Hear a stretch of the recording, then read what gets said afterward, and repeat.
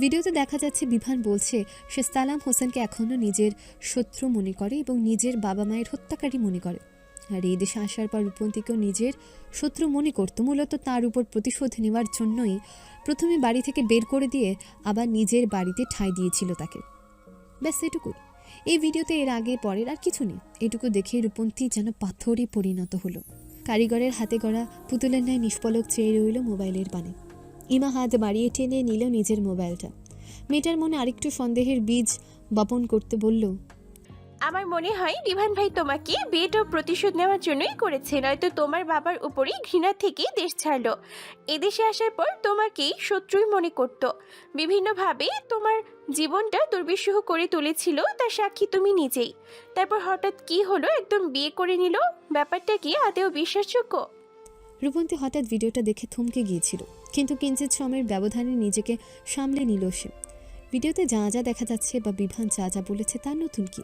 এদেশে আসার পর বিভান নিজেই তো তাকে বারবার বলেছে সে রূপন্তীকে শত্রু মনে করে, বারবার তাকে অপমান করেছে, শত্রুর মেয়ে বলে সম্বোধন করেছে, তাকে শাস্তি দিতে গিয়ে প্রায় বলেছে সালাম হোসেনকে সে নিজের বাবা মায়ের হত্যাকারী মনে করে। অবশ্যই তো বহু পুরনো কথা। এ কথার জের ধরেই না ছেলেটা একদিন দেশে ছেড়েছিল।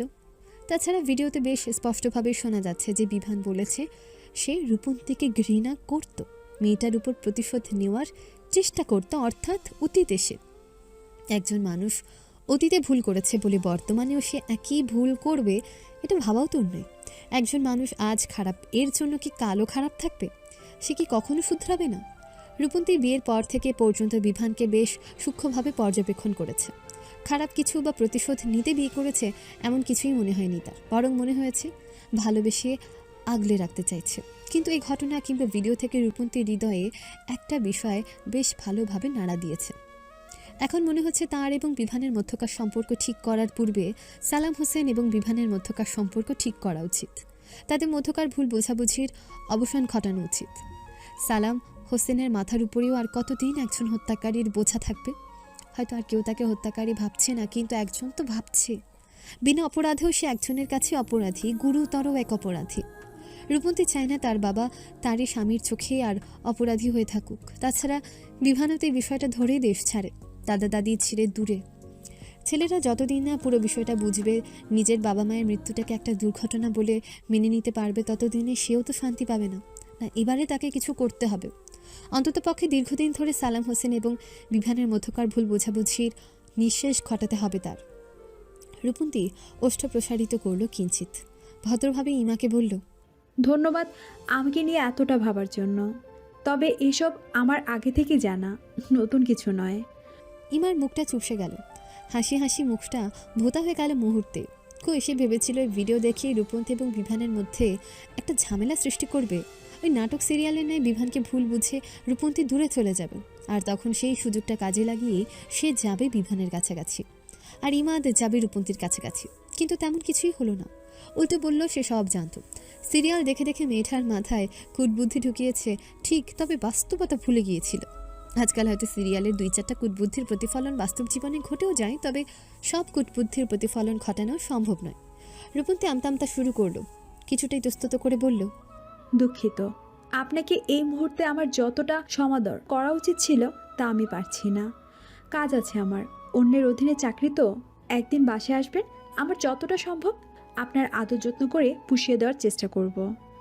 থামল রূপন্তী, পরপর আবার বলল, আসছি আমি। রূপন্তী চলে গেল। ইমা হতাশ হয়ে চেয়ে রইল মেয়েটার চলে যাওয়ার পানে। কতটা আশা নিয়ে সেখানে এসেছিল, অথচ রূপন্তী তাকে একটা ধন্যবাদ জানিয়ে তার সব আশায় জল ঢেলে দিল। রাতের কৃষ্ণভ আঁধারে ছেয়ে গেছে চারিধার। প্রকৃতি তার রূপ রস হারিয়ে বিলীন হয়ে যেতে শুরু করেছে গাঢ় আঁধারে।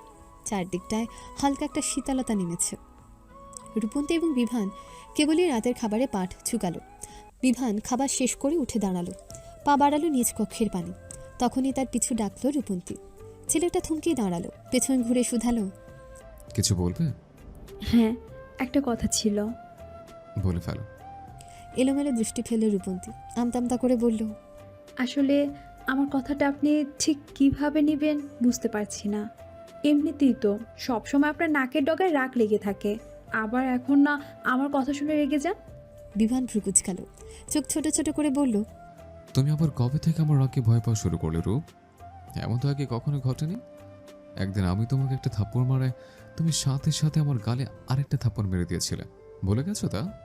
আগের সময় আর এখনকার সময় আলাদা। আগে আপনার সাথে আমার কোনো সম্পর্কই ছিল না, কিন্তু এখন রয়েছে স্বামী স্ত্রীর সম্পর্ক।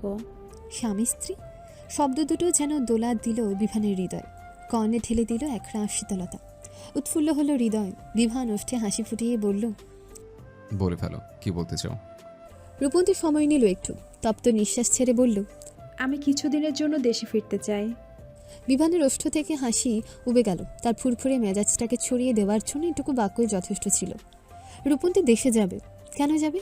এখনও তো তাদের মধ্যে কিছু ঠিকই হলো না, আর মেয়েটার পড়াও শেষ হয়নি তাহলে। বিভান থমথমে কণ্ঠে প্রশ্ন করল, কোন দেশে, কাজ কি? বাবা মায়ের কাছে যাব, আর আপনাকেও নিয়ে যাব। রূপন্তী বাবা মায়ের কাছে যাবে? মানে সালাম হোসেনের কাছে?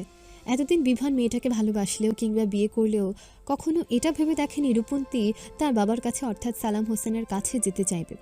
বিভানের কাছে সালাম হোসেনের নামটা একটা ঘৃণ্য আতঙ্কের নাম। জীবনে চলার পথে কখনো কখনো আমাদের সাথে এমন অনেক ঘটনা ঘটে যা আমাদের মন এবং মস্তিষ্কের উপরে মারাত্মক প্রভাব ফেলে। সময়ের সাথে সাথে আমাদের বয়স বাড়ে, বড় হই, সবটা বুঝতে শিখি, কিন্তু মস্তিষ্ক থেকে ওই প্রভাবটা কাটিয়ে উঠতে পারি না। বিভানের ক্ষেত্রেও ঠিক এমনটাই ঘটেছে। সে সকলের সম্মুখে এক সুস্থ সবল মানুষরূপে ঘোরাফেরা করলেও মস্তিষ্ক জুড়ে তার ভয়ানক এক অসুখের বসবাস। আর দিনের পর দিন একা একা থাকতে থাকতে সে অসুখ প্রভাব ছড়িয়েছে আরও। তবে এতদিন রূপন্তীকে পেয়ে অতীত ভুলে একটু ভালো ছিল বেচারা। কিন্তু আজ যখন দেশে ফেরার কথা, সালাম হোসেনের কথা শুনল, তখনই তার চোখের সম্মুখে ভেসে উঠল বাবা মায়ের মৃতদেহ দুটো। ওই দিন তার বাবা মায়ের মৃতদেহ শেষ বারের জন্য তাকে দেখাতে রাজি ছিল না কেউই। সকলে বারবার বলেছিল বিভান সহ্য করতে পারবে না, কিন্তু শেষ পর্যন্ত ছেলেটার কান্নাকাটিতে আবেগপ্রবণ হয়ে তাকে দেখানো হয়েছিল মৃতদেহ দুটো। বিভান সেদিন দেখেছিল তার বাবার দেহটা। মাথাটা থেতলে ঘিলু বেরিয়ে গিয়েছিল, চোখ মুখের কোনো অস্তিত্ব ছিল না পুরো মুখশ্রী জুড়ে। তার পাশেই দেখেছিল মায়ের মৃতদেহটা, যার মুখের এক পাশ থেতলে রয়েছে আর এক হাত শরীর থেকে খণ্ডিত হয়ে পাশে পড়ে রয়েছে। এই দৃশ্য চোখে দেখা বা মস্তিষ্কে ধারণ করা কোনোটারই সক্ষমতা ছিল না ছেলেটার, আর আজও সেই দৃশ্য থেকে বেরিয়ে আসতে পারেনি সে। বিভান ধীরে ধীরে উত্তেজিত হয়ে পড়ল।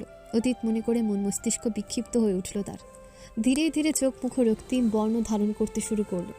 তবুও নিজেকে কোনো মতে সামলে সে বলল, কোথাও যাবো না আমরা, কোথাও না।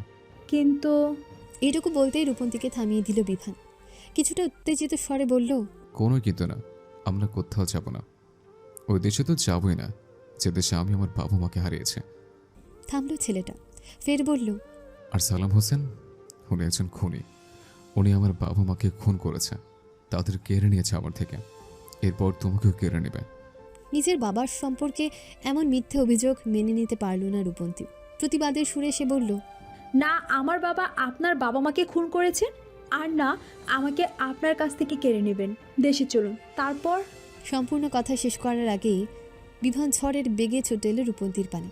খামচে ধরল মেয়েটার দুই বাহু, দাঁতে দাঁত চেপে বলল, সাফে গেছিস তোর বাবার হয়ে? তোর সাফেতে কি হবে? তোর বাবা নির্দেশ হয়ে যাবে? আমার বাবা মা আবার বেঁচে উঠবে? আমি আমার যন্ত্রণা থেকে মুক্তি কি পাবো? ফিরে পাবো আমার কৈশোর? কিচ্ছু ফিরে পাবো না আমি। আমি এই পৃথিবীতে একটু শান্তি পাবো না। কথাগুলো বলতে বলতে বিভান আরও উত্তেজিত হয়ে পড়ল। নিজের হিতাহিত জ্ঞান হারিয়ে দিশেহারা হয়ে পড়ল সে। রূপন্তীকে কিছু বলতে না দিয়ে গায়ের জোরে ধাক্কা মেরে ফেলল শক্ত টাইলসের উপরে। আকস্মিক ধাক্কা তার সামলাতে পারল না মেয়েটা। ফলস্বরূপ তার মাথা গিয়ে লাগলো মেঝেতে। মেয়েটার সাথে সাথে কণ্ঠে আহ সূচক ব্যথা তোর ধ্বনি তুলল। বিভান খেয়াল করলো না অত কিছু। ক্রোধোন্মত্ত হয়ে হনহন করে গেল সে নিজ কক্ষে। ঠাস করে আটকে দিল দরজাটা। রূপন্তী চোখ তুলে তাকালো বিভানের চলে যাওয়ার পানে। চোখ দুটো ছলছল করে উঠল তার। এর আগেও জেলেটার অনেক অপমান, অনেক খারাপ ব্যবহার সহ্য করেছে সে, কিন্তু এতটা কষ্ট হয়নি কখনো। হয়তো আগে তার জন্য ভালোবাসা ছিল না, তাই কষ্ট কম হয়েছে, আর এখন ভালোবাসা আছে তাই কষ্ট বেশি হচ্ছে।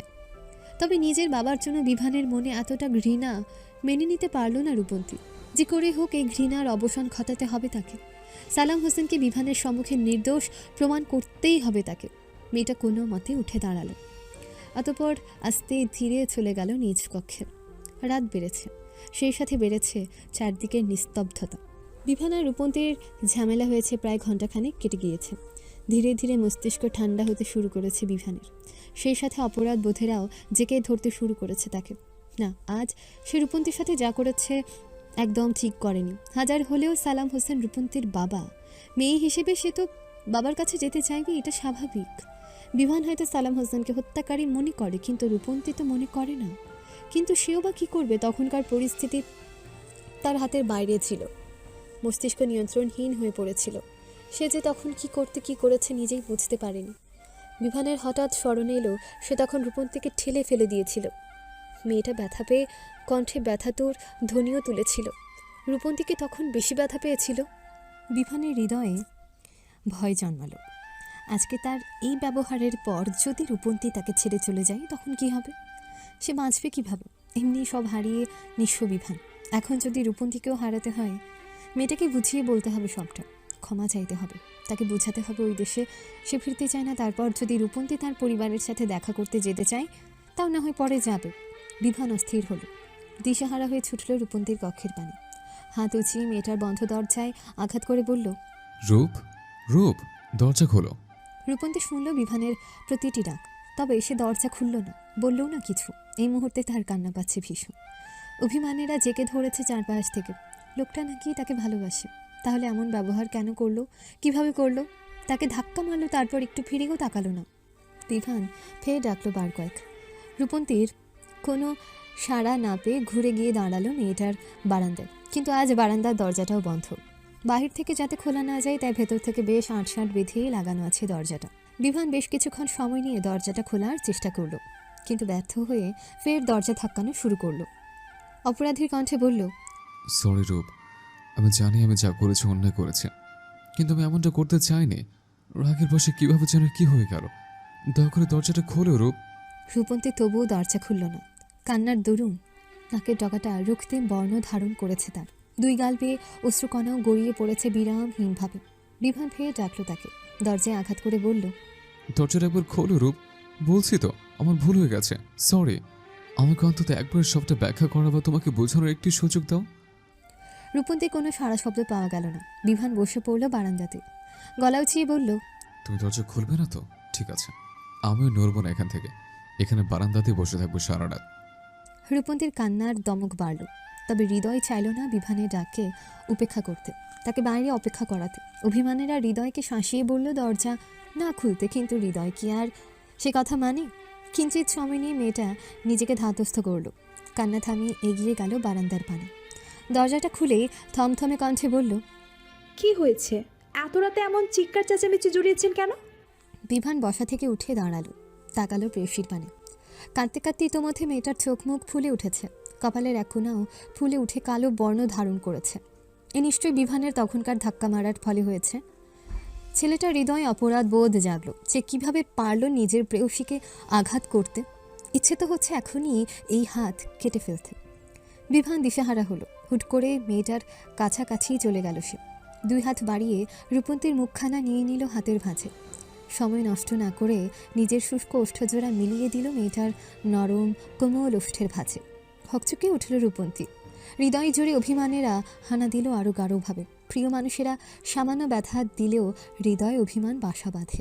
তাদের স্বল্প খারাপ ব্যবহারও পীড়া দেয় ভীষণ। তারপর যদি আবার সে প্রিয় মানুষটা নিজের কৃতকর্মের জন্য অনুতপ্ত হয়, মাফ চাইতে আসে কিংবা কাছাকাছি আসে, তখন অভিমানেরা যেন আরও ফুলে ফেপে ওঠে। রূপন্তীর অবস্থাও হয়েছে এখন ঠিক তেমন। বিভানের সান্নিধ্য পেয়ে মেয়েটার ভেতরের সকল অভিমানেরা ডানা মেলে দিয়েছে যেন এই মুহূর্তে। মেয়েটা হাত উচালো, বিভানের বক্ষে বল প্রয়োগ করে ঠেলে দিতে চাইল নিজের থেকে দূরে। তবে দূরে সরল না বিভান, বরং সে আরও ঘনিষ্ঠ হলো রূপন্তীর সাথে। এক হাত মেয়েটার মাথার পেছনে রেখে অন্য হাতে চেপে ধরল রূপন্তীর সুঢৌল কোমরখানা, মিশিয়ে নিল নিজের সাথে। রূপন্তী তবুও দমল না। জেদ দেখে নিজের থেকে সরিয়ে দিতে চাইল বিভানকে, কিন্তু বরাবরের ন্যায় সে ব্যর্থ। ছেলেটা পুরুষালী শক্তির সাথে পেরে ওঠা তার ন্যায় পুঁটি মাছের কর্ম নয়, শুধু শুধু শক্তি ক্ষয়। রূপন্তী নিজের শক্তি ক্ষয় বন্ধ করল, নিস্তেজ হয়ে লেপ্টে রইল স্বামীর বক্ষের সাথে। এ পর্যায়ে বিভানও ওষ্ঠ ছাড়ল তার। মেয়েটার কপালে ফুলে ওঠা স্থানে আলতোভাবে ঠোঁট ছুঁয়ে বলল, সরি জান। বিভানকে একটু নরম হতে দেখে রূপন্তী নিজেকে ছাড়িয়ে নিল। নাক টেনে বলল। সরি বলা হয়েছে, এখন নিজের রুমে গিয়ে ঘুমান। বিভান গেল না, বরং মেয়েটাকে ঠেলে ঠুলে ঢুকলো কক্ষের ভেতরে। ভ্রু কুচকালো রূপন্তী, ফের বলল। আপনি কেন আমি আপনার রুমে যেতে বললাম, তারপরও আপনি এই রুমে ঢুকেছেন কেন? আমি আজ এখানে ঘুমাবো। কেন? বিভান অবাক হওয়ার ভান ধরল, কপালে কুচকে বলল। কেন মানে কি? আমি তোমার স্বামী। বিয়ের রাত থেকে আমার তোমার সাথে এক কক্ষে এক বিছানায় পাশাপাশি থাকার কথা ছিল। আমি যে এতদিন তোমার সাথে এক কক্ষে না থেকে তোমাকে সময় দিয়েছি, তাই অনেক। আর সময় দিতে পারছি না, দুঃখিত। এই সময় দিতে দিতে পরে দেখা যাবে আমাদের মধ্যে দূরত্ব আরও বেড়ে গেছে। রূপন্তীর চোখ মুখ শক্ত হয়ে উঠল। একটু আগে তার সাথে যাচ্ছে তাই ব্যবহার করলো, তাকে ধাক্কা মেরে ফেলে দিয়ে এখন এসেছে নাটক করতে। এতই যখন ভালোবাসা আর এতই যখন দূরত্বের ভয়, তখন রাগটা কেন নিয়ন্ত্রণে রাখতে পারল না? তাকে আঘাত কেন করলো? দাঁতে দাঁত চাপল রূপন্তী, রুক্ষ কণ্ঠে বলল। একদম নাটক করবেন না। মেরে কপাল ফুলিয়ে এখন আসছে আধিক্যতা দেখাতে। একটু আগে আমাকে ধাক্কা মারার আগে খেয়াল ছিল না আপনার আমি আপনার বউ হই? বিভান নরম হলো, মেয়েটার হাত ধরে টেনে নিয়ে গিয়ে বসলো বিছানায়। রূপন্তী মোড়ামুড়ি শুরু করলো, হাতটা ছাড়তে চাইলো ছেলেটার হাত থেকে। বিভান ছাড়লো না, বরং শক্ত হাতে তাকে টেনে বসালো নিজের কোলে, কোমর চেপে মিশিয়ে নিল নিজের সাথে। কাঁধে থুতনিটা রেখে আস্তে ধীরে বলতে শুরু করলো। দুঃখিত রূপ, আমি ইচ্ছে করে তোমাকে আঘাত করতে চাইনি। আসলে তোমার দেশে ফেরার কথা শুনে আমার ভেতরে কি যেন হয়ে গিয়েছিল। মস্তিষ্ক বিক্ষিপ্ত হয়ে উঠেছিল, মেজাজ বিগড়ে গিয়েছিল, নিজেকে নিয়ন্ত্রণ করতে পারিনি। তোমার দেশে ফেরার কথা শুনে, তোমার বাবার কাছে যাওয়ার কথা শুনে আমার বাবা মার মৃত মুখগুলো চোখের সম্মুখে ভেসে উঠেছিল। দিশাহারা হয়ে পড়েছিলাম আমি। তুমি মানতে চাও বা না চাও, তোমার বাবার জন্যই আমি আমার বাবা মাকে হারিয়েছিলাম একদিন। তাই যখন তুমি বললে দেশে ফিরতে চাও, তোমার বাবার কাছে যেতে চাও, আমার মনে হয়েছিল আমি বোধহয় এবার তোমাকেও হারিয়ে ফেলবো, আবার একা নিঃস্ব হয়ে পড়বো। রূপন্তী কিছুটা নরম হলো, তবে তার ভীষণ বলতে ইচ্ছে করলো।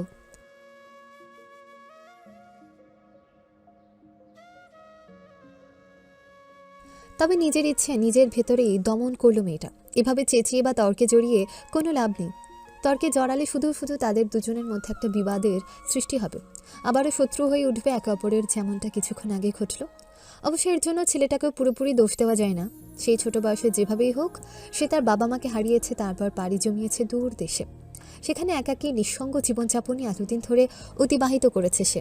আমরা যারা সাধারণ মানুষ আছি তারা খুব বেশি নয়, মাত্র 1 মাস একদম একাকী থাকলে অবসান হতাশায় জর্জরিত হয়ে কেমন মানসিক রোগী হয়ে উঠি। সেখানে বিভান জীবনের সবচেয়ে বড় ধাক্কাটা খাওয়ার পর একাকী জীবন বেছে নিয়েছে। সম্ভবত সালাম হোসেনে তার বাবা মায়ের হত্যাকারী এ ধারণাটা এ কারণে তার হৃদয় আরও গাঢ়ভাবে বাসা বেঁধেছে। রূপন্তীকে যেভাবেই হোক বিভানের হৃদয় থেকে এই ধারণাটা নির্মূল করতে হবে।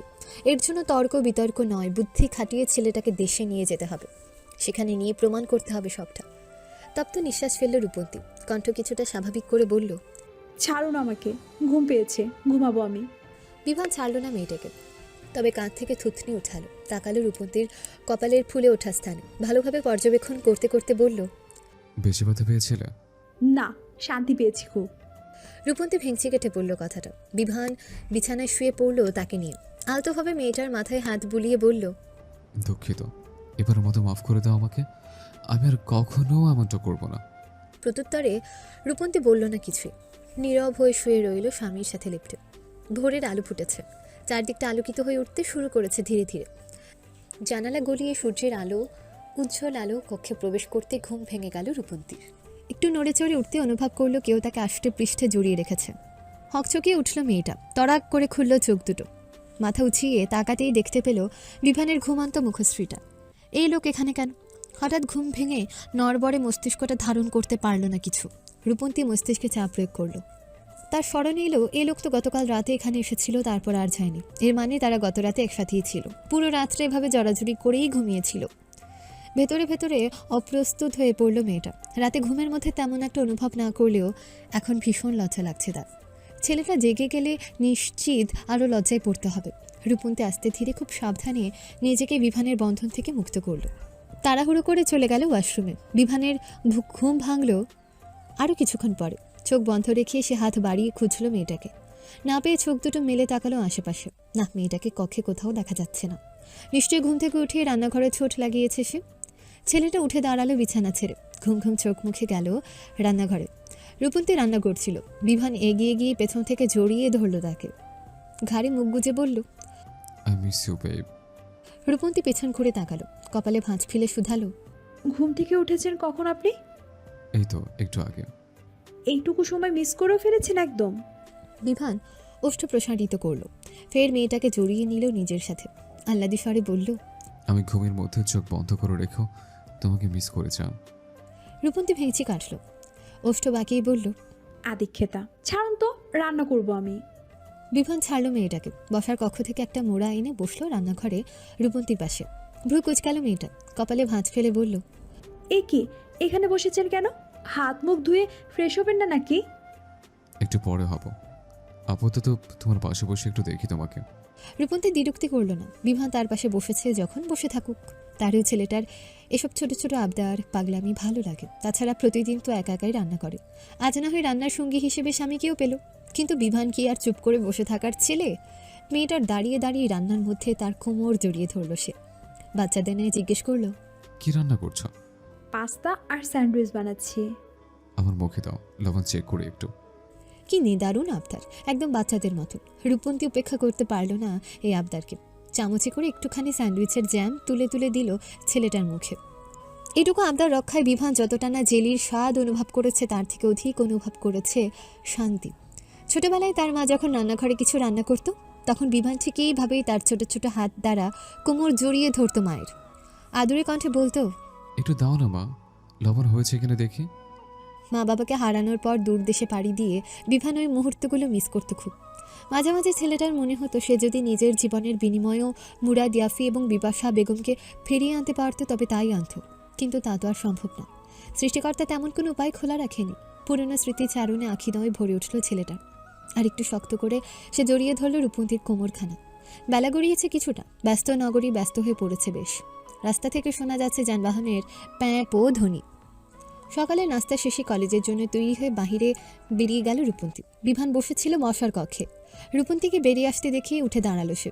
এগিয়ে এসে মেয়েটার এক হাত নিজের হাতের ভাঁজে নিয়ে বলল, চলো আজ শহর ঘুরি। কিন্তু কলেজ? আজ যাবো না। আমার লাইব্রেরির চাকরির কি হবে? ছুটি নেইনি তো। আমি ইতিমধ্যে তোমার ইমেল অ্যাকাউন্ট থেকে ছুটির জন্য তাদের মেইল করে দিয়েছে। রূপন্তীর ভ্রুযুগল কুচকে এলো। সন্দিহান সুরে সে বলল, আপনি আমার ইমেল অ্যাকাউন্ট কোথা থেকে পেলেন? বিভান বেশ নির্লিপ্ত ভঙ্গিতেই জবাব দিল, কেন, তোমার মোবাইল থেকে? রূপন্তীর চোখ বড় বড় হয়ে গেল। অবাক স্বরে বলল, আমার মোবাইল থেকে কিভাবে পেলেন? আমার মোবাইল তো লক করা, আপনি লক খুললেন কিভাবে? বিভান মেয়েটার হাত টেনে গৃহের বাইরে পা বাড়ালো। কপাল কুচকে জবাব দিল, কেমন বোকার মতো প্রশ্ন করছো? তোর মোবাইলে লক ছিল, মানে পাসওয়ার্ড দেওয়া ছিল। অবশ্যই আমি সেই পাসওয়ার্ডের সাহায্যে লক করেছি। আপনি পাসওয়ার্ড জানলেন কিভাবে? তুমি যখন মোবাইলে লক খুলেছিল তখন দেখে নিয়েছিলাম। এটুকু বলে হাঁটা থামিয়ে দিল বিভান। পাশ ফিরে তাকালো রূপন্তীর পানে, কপালে ভাঁজ ফেলে বলল, কোনো জীবিত মানুষদের মোবাইলের পাসওয়ার্ড শয়তানে লারে রাখে? প্রথমে তো আমি ভেবেছিলাম আমি বুঝতে ভুল করেছি। এমন পাসওয়ার্ড এলিয়েন ছাড়া আর কারো মোবাইলে ব্যবহার করা সম্ভব না। পরে আরও ভালোভাবে লক্ষ্য করার পর বুঝলাম, না, আমি ভুল। আমার বউ পৃথিবীর সকল মোহমায়া ত্যাগ করে আধ্যাত্মিক লেভেলে গিয়ে তার মোবাইলে পাসওয়ার্ড দিয়েছে শয়তানে লারে। থামলো বিভান, ফের বলল, তারপর ফেসবুক পাসওয়ার্ড দিয়েছ, প্রেম নেই কপালে। আবার ইমেল অ্যাকাউন্টে পাসওয়ার্ড দিয়েছ, দেখা হবে সকালে। মানে এই পাসওয়ার্ডগুলো তোমার মাথায় এলো কিভাবে? তুমি এই পৃথিবীর প্রাণী তো, নাকি অন্য জগৎ থেকে ভুলবশত এসে পড়েছ? রূপন্তী কিঞ্চিত লজ্জা পেল। পাসওয়ার্ডগুলো আসলে উদ্ভট এবং লজ্জাজনক। মোবাইল হারিয়ে গেলে তা যেন কেউ সহজে খুলতে না পারে। আবার তার ফেসবুক অ্যাকাউন্ট বা ইমেইল অ্যাকাউন্টে যেন কেউ অনুমতি ব্যতীত প্রবেশ করতে না পারে, তাই এমন পাসওয়ার্ড দিয়েছিল সে। কিন্তু এই লোক তাও ধরে ফেলল। এখন আবার তা নিয়ে কথাও শোনাচ্ছে। এলোমেলো দৃষ্টি ফেলল রূপন্তী। আমতা আমতা করে বলল, মোবাইলের পাসওয়ার্ড না হয় আমি লক খোলার সময় দেখে নিয়েছিলেন, কিন্তু ফেসবুক আর ইমেল পাসওয়ার্ড কোথায় পেলেন? তোমার ডায়েরিতে।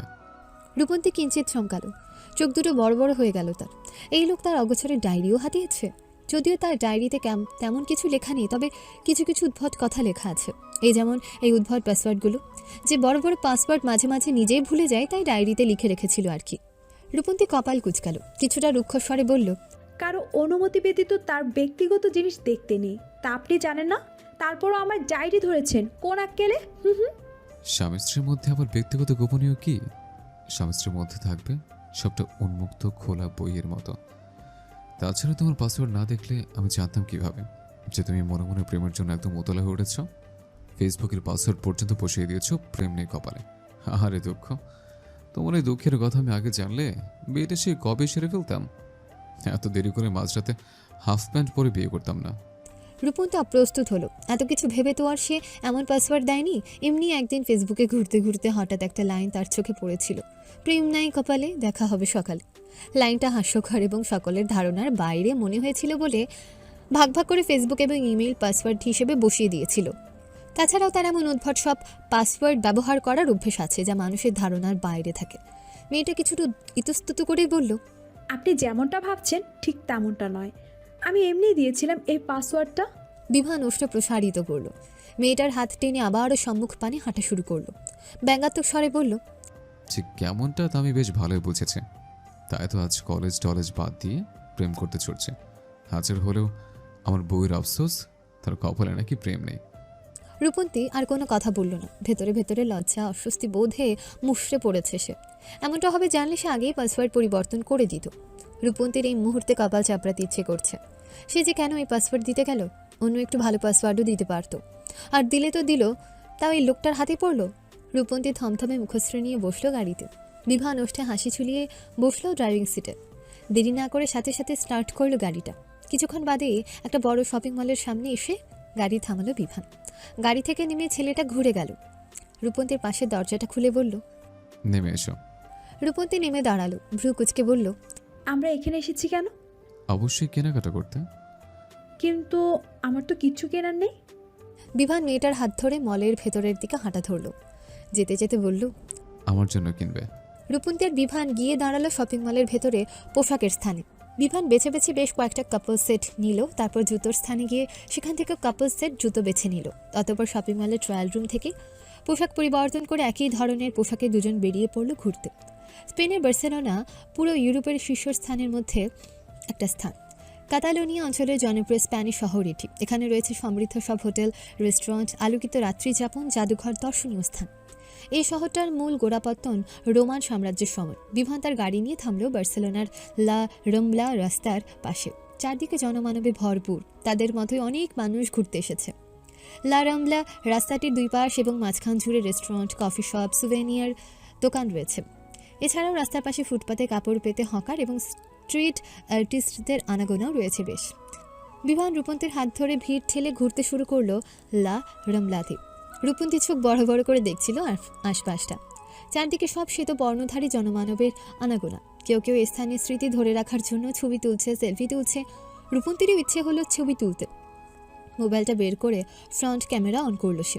সেলফি তোলার জন্য ক্লিক করতে বিভান একখানা চুমো বসিয়ে দিল মেয়েটার গালে। হকচকিয়ে উঠল রূপন্তী। আশেপাশে তাকিয়ে দেখলো কেউ দেখছে কিনা তাদের। কেউই তাদের পানে তাকিয়ে নেই। সবাই নিজ নিজ ভাবে আছে। রূপন্তীকে আশেপাশে তাকাতে দেখে হাসলো বিভান। অভয় দিয়ে বলল, কেউ দেখেনি। এখানে বাংলাদেশের ন্যায় কেউ কারো দিকে তাকিয়ে থাকে না বা পর্যবেক্ষণ করে না। সবাই নিজ নিজ স্বাধীনতা অনুযায়ী এবং ইচ্ছে অনুযায়ী চলে। খুঁজে দেখো এই ভিড়ের মধ্যে কত কপত কপতি একে অপরের সাথে গভীর চুম্বনে মত্ত হয়ে রয়েছে। রূপন্তীর তবু লজ্জা লাগলো। এরা বিদেশি এবং অতি আধুনিক, তাই হয়তো এরা খোলামেলাভাবে নিজেদের ভালোবাসা, অনুভূতি এবং ঘনিষ্ঠতা প্রকাশ করতে পারে। কিন্তু সে তো বাঙালি। তাদের সংস্কৃতি এবং ঐতিহ্য কখনো খোলামেলা ভালোবাসাকে সমর্থন করে না। রূপন্তীর দৃষ্টি নত করল, লাজুক চোখ মুখে বলল, তাই বলে আপনি আমাকে এইভাবে চুমু খাবেন? তুমি বারণ করলে খাবো না, তবে শর্ত আছে। ভ্রু কুচকাল রূপন্তী। কপালে ভাঁজ ফেলে বলল, কি শর্ত? বিভান ঠোঁট এলিয়ে দিল। চোখ টিপে বলল, বাড়িতে গিয়ে আমাকে গুনে গুনে 100 চুমু খেতে হবে। রূপন্তীর মাথা ঘুরে উঠল, সাথে কপালটাও কুচকেল মুহূর্তে। এই লোক সর্বদা তাকে ফাঁদে ফেলে ফায়দায় লুটতে চায়। এক প্রকার সুযোগের সদ্ব্যবহার। মেয়েটা চোখ মুখ শক্ত করল, ভেঙচি কেটে বলল, আমি আপনার কোনো শর্তই মানব না। তাহলে আমি কিন্তু এখানে জনসম্মুখে তোমাকে চুমু খাবো। আপনার যা খুশি করে নিন, তবুও আমি আপনার 100 চুমুর শর্ত মানব না। রূপন্তী মোবাইল হাতে নিয়ে হাঁটা শুরু করলো সামনের দিকে। বিভানও পিছু নিল তার। হাঁটতে হাঁটতে তারা এসে দাঁড়ালো রমলা সান জুসেপে। রমলা সড়কের স্থানটায় চারদিকে ছড়ানো ছিটানো অসংখ্য ফুলের দোকান। রূপন্তী অবাক চোখে তাকালো চারপাশে। তার যেন মনে হলো সে কোনো ফুলের রাজ্যে প্রবেশ করেছে এ সময়। মেয়েটাকে অবাক চোখে চারপাশটা দেখতে দেখে একটা ফুলের দোকানে প্রবেশ করলো বিভান। দোকানে আগে থেকে বানিয়ে রাখা একটা লাল গোলাপের তোড়া নিয়ে বাইরে বেরিয়ে এলো সে। চারপাশে হাজার জনমানবের উপস্থিতির তোয়াক্কা না করে ছেলেটা হাঁটু গেড়ে বসে পড়ল রূপন্তীর সম্মুখে। দুই হাতে লাল গোলাপের তোড়াটা তুলে ধরে বলল, তোমাকে ইশারা ইঙ্গিতে বহুবার ভালোবাসি বলা হলেও কখনো সরাসরিভাবেই বলা হয়নি। থামলো বিভান, একটু সময় নিয়ে ফের বলল, আজ এই বার্সেলোনায় শত শত মানুষের উপস্থিতিতে অভূতপূর্ব সুন্দর এক প্রকৃতিকে সাক্ষী রেখে বলছে, আমি তোমাকে ভালোবাসি রূপ, ভীষণ ভালোবাসি। শেষের ভালোবাসি কথাটা একটু ঝরেই বলল বিভান। হাতের তাদের পাশ থেকে চলমান অনেক পথচারীরাই দাঁড়িয়ে পড়ল। কেউ বিভানের ভাষা বা কথা বুঝতে না পারলেও বলার ভঙ্গিমা এবং হাতের ফুল দেখে বুঝে নিয়েছে কি হতে পারে এখানে। আমাদের বাঙালিদের নিকট এ সকল বিষয়াদি অর্থাৎ প্রকাশ্যে প্রেম নিবেদনটা দৃষ্টিকটু হলেও বহির্বিশ্বে ভীষণ উচ্ছ্বাসে। ইতোমধ্যে জন কয়েক ভিনদেশি নারী পুরুষেরা ছবিও তোলা শুরু করে দিয়েছে রূপন্তী এবং বিভানের। রূপন্তীর লজ্জা লাগলো, এতগুলো মানুষের সম্মুখে কেমন অস্বস্তি হচ্ছে। এর আবার নিজেদের ভাষায় নিজেদের মধ্যে কি যেন বলাও শুরু করেছে। মেয়েটা আর চোখে তাকালো আশপাশে, অতপর কণ্ঠ খাদে নামিয়ে বলল, কি করছেন কি? উঠুন, সবাই দেখছে তো। বিভান উঠল না, বরং ওষ্ঠে হাসি ফুটিয়ে বলল, আগে আমার কথার উত্তর দাও, তারপর উঠব। রূপন্তী ভালোবাসি বিভানকে, এটা তো কোনো মিথ্যে নয়। সুতরাং এটা লুকিয়ে রাখা বা অস্বীকার করার আর কোনো মানেই হয় না। তাদের বিয়ে হয়েছে, মোটামুটি একটা বৈবাহিক সম্পর্ক অতিবাহিত করেছে দিনের পর দিন। সেখানে ভালোবাসি কথাটা লুকিয়ে রেখে অভিনয় করে গিয়ে আর লাভ কি? নিঃশ্বাস নিয়ে নিজেকে ধাতস্থ করল। আশেপাশে আরেকবার চোখ বুলিয়ে মৃদু স্বরে বলল, আমিও আপনাকে ভালোবাসি। বিভান চমকালো, হৃদয়ে যেন প্রশান্তির হাওয়া বইল তীব্র বেগে। শীতল হলো দুই কর্ণ। অবশেষে সে নিজের কাঙ্ক্ষিত বাক্যটা শুনেছে। এতদিনের এত অপেক্ষা, এত ধৈর্যের অবসান ঘটেছে তার। বিভানের হৃদয়ে প্রফুল্ল হলো। ওষ্ঠে হাসির ধারা বজায় রেখে সে বলল, কি বললে আবার বলো তো, শুনিনি আমি। রূপন্তী একটু সময় নিল, চোখ দুটো বন্ধ করে গলা উঁচিয়ে ফের বলল, আমিও আপনাকে ভালোবাসি। বিভান আনন্দে মাতোয়ারা হলো, ফুল হাতে উঠে দাঁড়ালো তৎক্ষণাৎ। হুট করে জড়িয়ে ধরল রূপন্তীকে। মেয়েটা আশেপাশে একবার তাকিয়ে নিজেও জড়িয়ে ধরল বিভানকে। উৎফুল্ল স্বরে বলল, অবশেষে অবশেষে তুমিও আমায় ভালোবাসলে। রূপন্তীও এই পর্যায়ে চারপাশের জনমানবের তোয়াক্কা বাদ দিল, হাত বাড়িয়ে জড়িয়ে ধরল বিভানকে। লাজুক ভঙ্গিতে মুখ লুকালো স্বামীর পক্ষে। সময়ের কাঁটা ঘুরে চলেছে। নিজেদের মনের কথা প্রকাশ করে একে অপরের বাহু জড়িয়ে বিভান এবং রূপন্তী এসে পৌঁছালো লা রম্বলা সড়কের শেষ মাথায়, অর্থাৎ সমুদ্র তীরে। ভূমধ্য সাগরের তীর এটি। চারদিকে মানুষ গিজ গিজ করছে। তরুণ তরুণী, মধ্যবয়স্ক, বয়স্ক, বাচ্চা বুড়ো সকল বয়সের মানুষের সমাগম এখানে। কিছু কিছু নারী আবার সমুদ্র তীরে বিকিনি পরে ঘুরছে। কিছু কিছু পুরুষের পরনেও ছোট ছোট আন্ডারওয়্যারের ন্যায় প্যান্ট। রূপন্তীর চোখ বড় বড় হয়ে গেল আশেপাশে তাকিয়ে। বুকটা ধরফড় করে উঠল মুহূর্তে। বিভানকে নিয়ে আর সম্মুখে যাওয়ার সাহস হলো না তার। ওদিকে যাওয়া মানেই তো ছেলেটা ওই অর্ধনগ্ন নারীগুলোকে দেখবে। সে বিশ্বাস করে নিজের স্বামীকে, তবু কেন যেন হিংসা জন্মালো হৃদয়ে। দ্রুত সে বিভানকে টেনে উল্টো ঘুরালো, চোখ মুখ কুচকে বলল, ওদিকে গিয়ে আর কাজ নেই, চলুন যে রাস্তা ধরে এসেছিলাম আবার সেই রাস্তা ধরে ফিরে যাই। বিভান অবাক হলো, মেয়েটা কি পাগল হয়েছে নাকি বুদ্ধিভ্রম হয়েছে? ভূমধ্য সাগরের তীরে এসে সাগরকে উপভোগ না করে চলে যাবে, এটা কেমন কথা? কপাল কুচকালো বিভান। রূপন্তী থেকে নিজের হাতটা ছাড়িয়ে বলল, মাথা খারাপ হয়েছে তোমার? ভূমধ্য সাগরের তীরে এসেও সাগর না দেখে চলে যাব? রূপন্তী আর চোখে তাকালো সমুদ্র সৈকতে ঘুরে বেড়ানো অর্ধনগ্ন নারীগুলোর পানে। তারা দিয়ে বলল, ভূমধ্য সাগর দেখেছি তো, আগেও দুবার সবার সাথে সাগর পাড়ে গিয়েছিলাম না। বিভানের কপাল ভাঁজ পড়ল আরও। রূপন্তীর দৃষ্টি অনুসরণ করে তাকাতেই কপাল টান টান হয়ে গেল। পুরো ঘটনাটা বুঝে নিতে বেগ পেতে হলো না খুব একটা। তাহলে এই ব্যাপার, রূপন্তীর হৃদয় ওই মেয়েগুলোকে নিয়ে হিংসে জন্মেছে।